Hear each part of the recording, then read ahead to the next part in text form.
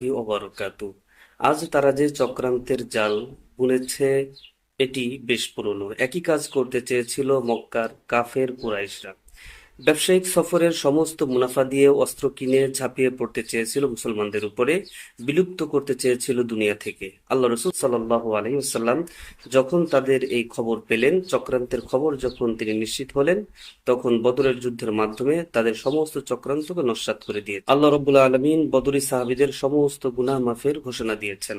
আমরাও ঠিক একইভাবে তাদের ব্যবসায়িক পণ্যকে বর্জন করে আল্লাহ রব্বুল আলমিনের প্রিয় পাত্র হতে পারি, সেই সুযোগটি কিন্তু আজ আমাদের হাতে রয়েছে।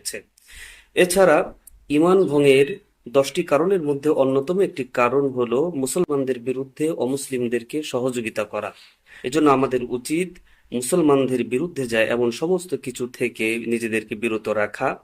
অতএব স্লোগান হোক, বয়কট করুন, ঈমান বজায় রাখুন।